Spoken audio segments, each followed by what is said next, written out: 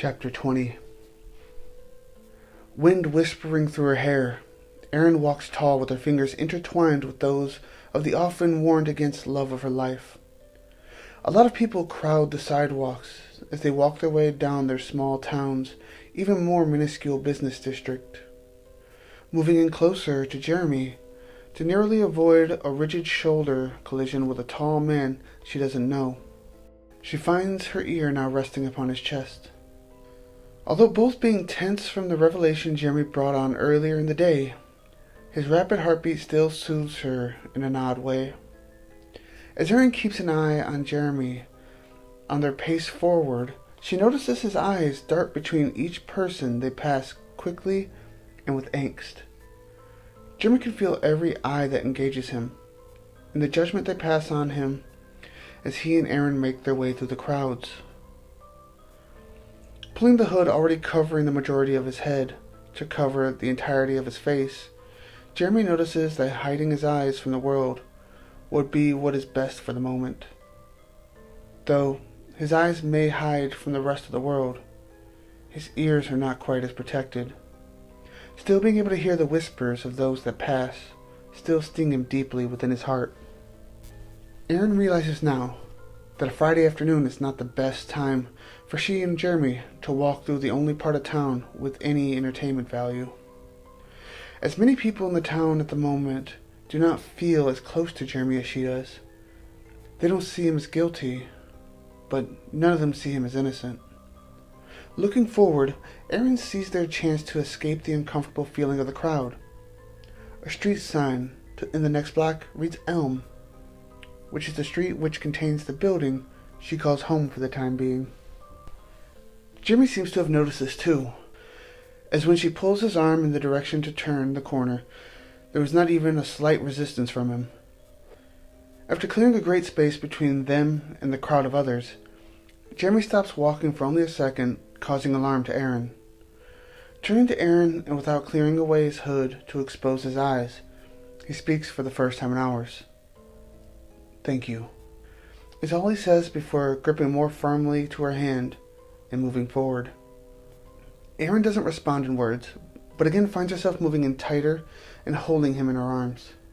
The wind picks up again, but this time harshly enough to blow Jeremy's hood clear from his head. His eyes are horribly bloodshot, and Erin can see he is almost in tears. Jeremy can see the concern wash over Erin's face, and quickly releases her grip, and with both hands he places his hood back in a more comfortable position on his head, hiding himself away from her and the rest of the world once again. Being no words for comfort, Erin just reclasps his hand and continues their journey toward her home.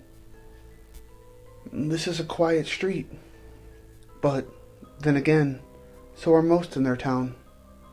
However, it is strange that there are no people walking down the sidewalk, no cars driving down the road, and not even a single bird chirping in the branches above them and the trees that line the entirety of the street.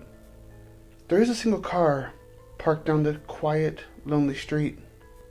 A black car, clean, and waxed down to a shiny finish. As they come upon the lone vehicle, Jeremy begins to feel anxious. He cannot tell why, but he seems to know there is something wrong here. Eyes glued to the shiny body of the car, everything else around Jeremy seems to disappear from around him. As he moves closer, he can see his reflection distorted by the rounded edges of the black metal casing. Hair stands up all over his body as he begins to tremble at his core while staring at his own elongated image on the side of the car. Stopping beside the car, Jeremy becomes entranced by his own reflection in the rear passenger window of this vehicle. A dark silhouette of his head stares back at him from the dark tinted surface of the glass. As he releases Erin's hand, he doesn't hear her in the background speaking to him, looking for a response that she is not to receive just now. Raising his hands to his head, he grabs a hold of his hood while trembling. Slowly he begins to pull it back, revealing his face, little by little. Jeremy falls forward into the car with fear, as a loud strike accosts them from behind. Shaking all over, he slowly turns to see a large dog, who had just struck the metal pole securing the chain-link fence holding it within its yard. Jeremy sits on the ground, his back against the car, and stares silently at the snarling beast for a moment. Erin rushes down to help him, but Jeremy quickly gets himself to his feet before she has a chance to even offer a hand. Jeremy is still trembling, but not knowing whether it is from the shock or continued over from the fear he was feeling beforehand.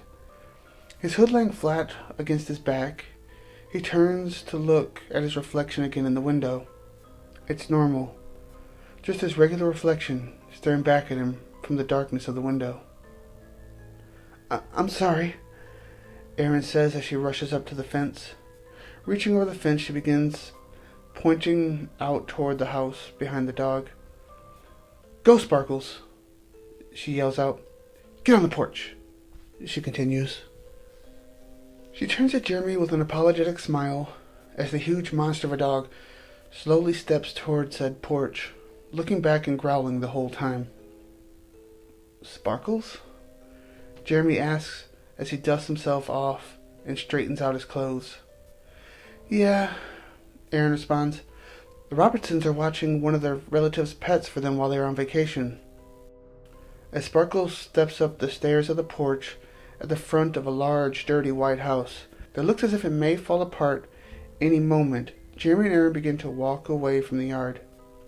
It is then that Jeremy remembers that Erin lives in a very poor section of town, and everything around them is in less than fair condition, just like the house that currently holds Sparkles. That is a terrible name for that thing, Jeremy huffs out between heavy breaths.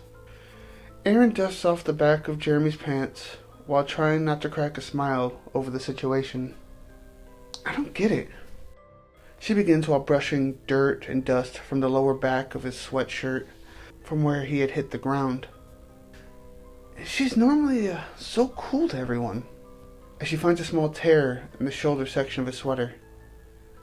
Damn, Jeremy says as he places a finger within the rip and twirls it around. I really like this hoodie. Don't worry, Erin comforts him. I have a sewing kit at my place, she continues as she reaches out her hand. Jeremy gently wraps his hand around hers, and they again begin to walk down the street toward her home. After only a few more yards, Jeremy can see her building up ahead in the distance. On the next corner lies a 2-story, dark building with vines growing up every side.